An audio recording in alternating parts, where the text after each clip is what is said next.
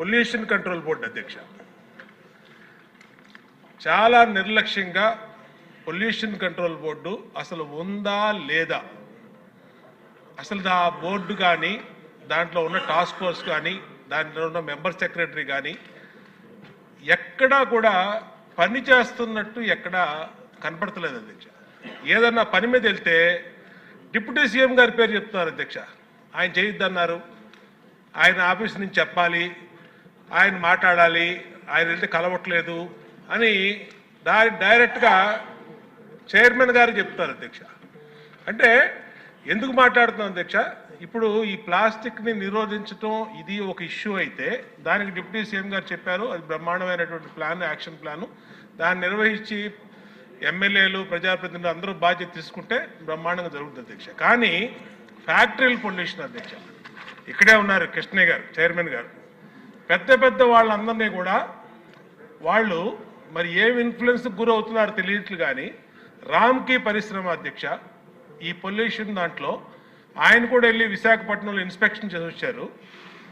ఆయనే చెప్పారు ఆయన నోటెంట చాలా పొల్యూషన్ని డైరెక్ట్గా సముద్రంలోకి వాళ్ళు ఇండస్ట్రియల్ వ్యర్థాలని ఈ ఫార్మాస్యూటికల్ వ్యర్థాలని వదిలేశారని చెప్పారు. అలాగే గౌరవ ముఖ్యమంత్రి గారు కూడా దాని మీద స్పష్టమైన ఆదేశాలు ఇచ్చారు, అలాంటి వాటి మీద చర్య తీసుకోండి అని. దాని మీద చర్య తీసుకోరు అధ్యక్ష.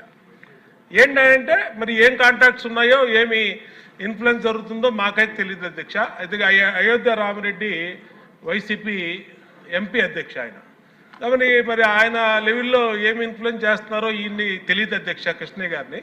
కానీ ఇక్కడ ఏం జరుగుతుందంటే చిన్న చిన్న వాళ్ళు ఏ పరిశ్రమ కానీ, ఇప్పుడు మాధవి గారు చెప్పారు ఈ వాళ్ళ దాంట్లో 5 అడుగులు ఇలాగ పొల్యూషను ప్లాస్టిక్ వ్యర్థాలని మా నియోజకవర్గంలోకి వస్తే కాలువల నుండి నిండిపోయినాయి.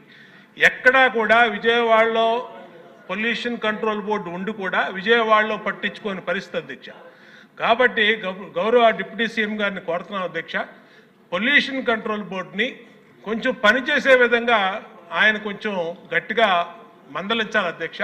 ఆయన చెప్పాలి అధ్యక్ష, ఏదన్నా రిప్రజెంటేషన్ ఆయన దగ్గరికి గౌరవ చైర్మన్ పొల్యూషన్ కంట్రోల్ బోర్డు తీసుకెళ్తే, నేను ఇలాంటి ఎమ్మెల్యేలు చాలామంది చెప్పారు, నాకు 40 సంవత్సరాల నుంచి చాలామంది చెప్పారని చెప్పి మాట్లాడుతున్నారు అధ్యక్ష. అది కరెక్ట్ కాదు అధ్యక్ష. ఎమ్మెల్యేలు గెలిస్తేనే చైర్మన్ కూర్చున్నాడు అధ్యక్ష అక్కడ.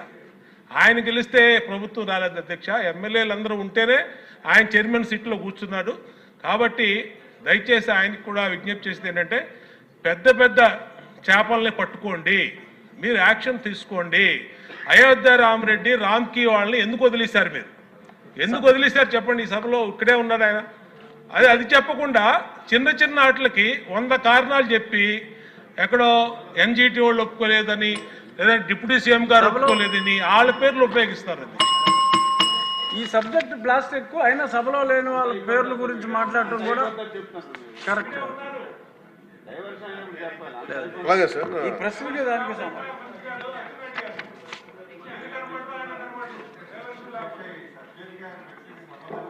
లేదు, దయచేసి కూర్చోండి మంత్రి గారు.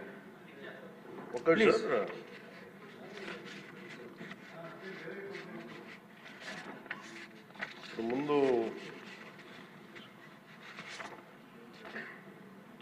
ఇందాక ఆవిడ చెప్పింది, మన గౌరవ మాధవ్ గారు చెప్పిన ఫస్ట్ అది మోర్ రెలవెంట్ క్వశ్చన్ కాబట్టి దీనికంటే first let me answer for that. ఈ ఉప్పలపాడు బర్డ్ శాంక్చురీ దాదాపు 9 అడుగులు 8 అడుగులు ఉండాల్సింది అది 5 అడుగులకు వచ్చింది అనేది. అలాగే గుంటూరులో ఈ కాలువల్లో పూడికలు కానీ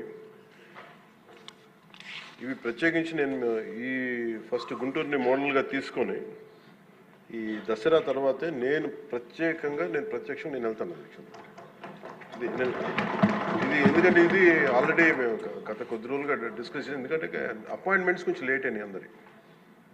ఎందుకంటే pollution control board is a very limited ఉంది, మనకి చాలామంది ఇంకా హైర్ చేయాల్సి ఉంది. గత ప్రభుత్వం కూడా నియమించాల్సిన సభ్యులను నియమించలేదు, కావాల్సిన సిబ్బందిని నియమించలేదు. Pollution control board is real. నేను ప్రాక్టికల్గా గౌరవ శాసనసభ్యులు బొండ ఉమామహేశ్వర గారు చెప్పిన దానికంటే వారికంటే ముందే నేను చాలా లోతుగా దీని మీద అధ్యయనం చేశాను అధ్యక్ష. చేసినప్పుడు ఒక షార్టేజ్ ఏముందంటే ఎంప్లాయీ షార్టేజ్ చాలా ఉంది. ఎంప్లాయ్మెంట్ చాలామంది ఒక ఎంప్లాయ్మెంట్ ఇంత కావాలంటే దాంట్లో దాదాపు ఒక 2/3 లేదు అధ్యక్ష. వాళ్ళు ఉన్న డిమాండ్కి పెరుగుతున్న గ్రోత్కి దాని తగ్గ మానిటరింగ్ చేయడానికి లేరు ఒక మనుషులు. అలాగే దీంట్లో అవకతవకలు ఉన్నాయా అంటే గౌరవ శాసనసభ్యులు చెప్పినట్టుగా ఫస్ట్ పని చేయాల్సిన ఎవరు అధ్యక్ష? అర్బన్ బాడీస్ పనిచేయాలి, మున్సిపాలిటీస్ పనిచేయాలి. Everything you cannot completely directly correlate with pollution control board. అలాగే వారిది నేను ఒక ఆయన సరిదిద్దుకోవాలో లేదంటే నాకు తెలియదు, కానీ ఒక మాట అయితే చెప్పదలుచుకున్నాను. ఇది అందుబాటులో ఉండరు, ఇవన్నీ తప్పు. రాగానే మనకి చైర్మన్ గారికి కూడా చెప్పాను, first pollution control board open చేయమని. అదొక వాస్తవం ఏంటంటే పొల్యూషన్ కంట్రోల్ బోర్డు సామాన్య మనిషికి సంబంధం లేదు, ఓన్లీ ఇండస్ట్రియల్ కనెక్టెడ్ అనుకుంటాను. ఇది ఫస్ట్ టైం కృష్ణయ్య గారు వచ్చాక వారికి తెలియజేసిన హీ హ్యాస్ ఓపెన్ ఇట్స్. ఎవరైనా సరే ఎనీ ఆఫీస్కి వెళ్ళిపోయి మీరు పొల్యూషన్ కంట్రోల్ బోర్డు ఆఫీస్కి వెళ్తే మీకు అది ఓపెన్గా ఉంటుంది. దానికి నేను బాధ్యత తీసుకున్న తర్వాత మొట్టమొదటి చేసిన అధ్యక్ష. కాకపోతే దీని మీద అవగాహన కల్పించాలి, అసలు వెళ్తే కొంత సమాధానం. ఎందుకంటే first of all there is extensive employment shortage ఉంది, దానికి అదొక మేజర్ సమస్య. అలాగే వారు లేవనెత్తింది ఇంకొకటి రామ్కి సంస్థ మీద, వారికి షోకాస్ నోటీస్ ఇష్యూ చేయడం జరిగింది, యాక్షన్ తీసుకోవడం జరిగింది. అలాగే చాలా వ్యర్థాలు వదిలేస్తున్నారు ఇవన్నీ. అంటే ఒక ప్రాబ్లం ఏముందంటే ఏదన్నా సరే స్ట్రిక్ట్ యాక్షన్ తీసుకోవాలి అంటే ఎన్ని ఇండస్ట్రీస్ మూతపడిపోతే మనకు తెలియదు అధ్యక్ష. ఇప్పుడు మీకు ఇందాక నేను ఎందుకు ప్రస్తావించానంటే ఉదాహరణకి ఫ్లెక్సీస్. ఇప్పుడు ఫ్లెక్సీలని వెంటనే మనందరికీ తెలుసు, ఫ్లెక్సీస్ మైక్రో లెవెల్ డిస్ట్రిబ్యూట్ అయిపోయి భూమిలోకి ఇంకిపోతున్నాయి, నీళ్ళలోకి వెళ్ళిపోతున్నాయి, గాల్లో కలిసిపోతున్నాయి, ఆ తిరిగి తల్లి గర్భంలోకి వెళ్ళిపోతుంది, ఇవన్నీ తెలుసు. కానీ ఏదైనా వెంటనే బ్యాన్ చేద్దామంటే it has become an employment source for many people. కొన్ని కుటుంబాలు రోడ్డు మీద పడిపోతాయి. సో దీనికి ఏం చేయాలి? దీనికి చాలా సహజ క్రమంలో తీసుకురావాలి, ఒక మార్పు పట్టుకురావాలి, చాలా సహజ క్రమంలో కొంత అవగాహన కల్పించాలి, వారికి కొంత తెలియజేయాలి. సడన్గా మెషిన్ పెట్టాల్సిన ప్లాస్టిక్ పెట్టే చోట బయోడిగ్రేడబుల్ మెటీరియల్ పెట్టాలంటే దానికి ఆ పర్టికులర్ ప్రింటింగ్ మెషిన్ ఎంతవరకు యాక్సెప్ట్ చేస్తే కలర్స్ అంత సాచురేషన్ ఉంటుందా లేదా, ఇవన్నీ కూడా ఆలోచించాలి అధ్యక్ష. నా ఉద్దేశం ఏంటంటే ఒక ప్లాస్టిక్ చిన్నపాటి ఫ్లెక్సీకే మనం ఇంత ఆలోచిస్తున్నప్పుడు can you imagine the magnanimity to apply the real true pollution norms to every industry. ప్రపంచం మొత్తం మీద ఇది ఒక భారతదేశం లేదు, ప్రపంచం మొత్తం మీద I'm very deep committed environmentalist అధ్యక్ష. నేను రియల్ లైఫ్లో వాడటానికి ఆలోచిస్తాను. కానీ ప్రాక్టికల్గా మనం చూసేటప్పటికి ఇప్పుడు ఏ పరిశ్రమ అయినా సరే పొల్యూషన్ లేకుండా ఏ పరిశ్రమ లేదు, ఒకటి లేదు.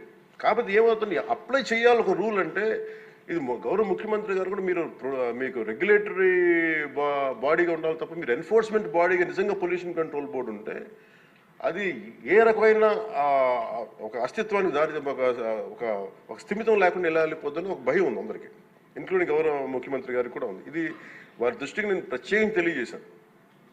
సో అది ఒక నామ్లో అదొక పరిగణలోకి తీసుకున్నాం అధ్యక్ష. అలాగే వీఆర్ వెరీ కమిటెడ్ ఫర్ ఇది ఒక ఆంధ్రప్రదేశ్ రాష్ట్రానికే కాదు, ఎంటైర్ మన భారతదేశానికి సంబంధించి కానీ ప్రపంచానికి సంబంధించి మన అందరి బాధ్యత ఇది మనందరి బాధ్యత. అలాగే పారిశ్రామికవేత్తల బాధ్యత కూడా ఉంది. కొన్నిసార్లు నదుల్లో కాలుష్యాలు వదిలేస్తానంటారు, జరుగుతూ ఉన్నాయి కొన్ని చోట్ల. ఉదాహరణకి మనకి డెల్టా పేపర్ మిల్సే ఉంది, మనకి భీమవరం డెల్టా పేపర్ మిల్స్ మొత్తం అసలు కూర్చోబెట్టి ఒక బలమైన పంట కాలం నాశనం అయిపోయినాయి. అది మీ దృష్టిలో ఉంటుంది, మీకు తెలుసు. కానీ ఇప్పుడు తీసేద్దామంటే ఇప్పుడు దీన్ని ఎలా శిక్షిస్తారు దీన్ని చెప్పండి. దీనికి కొంత ఒక విస్తృతం నేను ఎందుకు నేను ఒక వేగ్గా అడగలేదు అధ్యక్ష.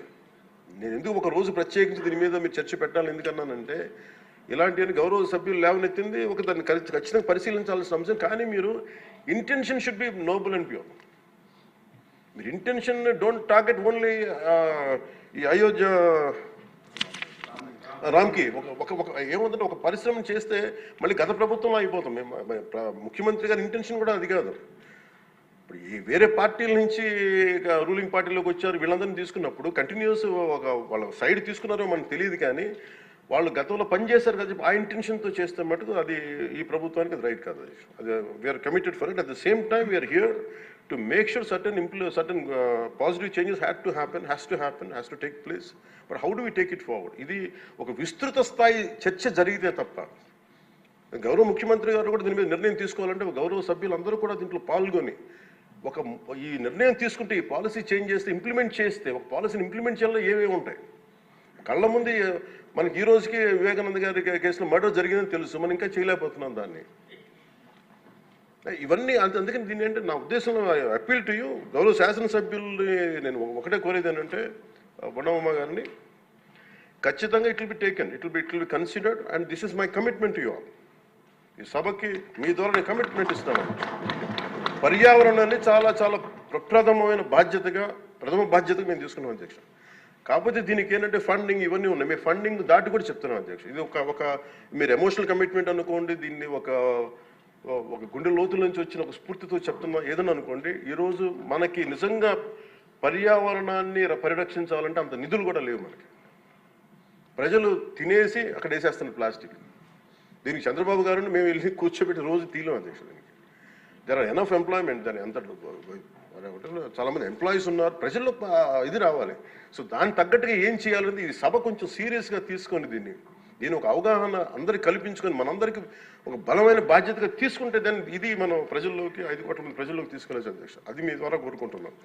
బట్ నేను మీకు మాట ఇస్తున్నాను అధ్యక్ష మేము ఇప్పుడు ఈరోజు రామ్కి ఒక్కదాని గురించి చెప్పాను మాకు 100 ఉన్నాయి అధ్యక్ష ఇలాంటి నేను ఒక 50 చెప్పగలను as on today but the purpose will be defeated భయపెట్టడం పారిశ్రామికవేత్తల్ని లేదంటే వాళ్ళని కూర్చోబెట్టి వాళ్ళని మన ఏమేమి జరుగుతున్నాయి వాళ్ళకి తెలియజెప్పి వాళ్ళ ద్వారా చేయించడం ఇప్పుడు ఇదే నాకు డెల్టా పేపర్ మిల్స్ మనకి మొన్న కూడా ఉన్నాయి ఆక్వా ఈరోజు 25,000 ఇన్ని వేల కోట్ల ఆదాయం ఆక్వా ఇస్తుంది అది ఎంత పొల్యూషన్ క్రియేట్ చేస్తుంది మాట్లాడాలంటే కానీ ఇండివిజువలైజ్ చేయలేదు కదా it should be total policy అందుకని దీన్ని దృష్టిలో పెట్టుకొని మీరు దీన్ని ఈ ఒక్క ప్రశ్నతో ఈ ఒక్క పోటుతో కాకుండా విస్తృత స్థాయిలో మీరు ఒక రోజు దీని మీద చర్చించి pollution is the future of our life pollution జరిగితే మనం ఎంత డబ్బులున్నా ఎంత ఉన్నా ఆనందంగా బతకలేని పరిస్థితులు మాస్కులు పెట్టుకోవాల్సిన పరిస్థితులు వస్తాయి భవిష్యత్తులో అలాగే ఉన్నాయి యాజ్ ఆన్ టుడే మీరు దీని మీద ఒక నోట్ చేయండి అధ్యక్ష ఒక విస్తృత స్థాయి ఒక అసెంబ్లీ ఒక సభ జరగాలి దీని మీద ఆ రోజు వచ్చేలోపు మేము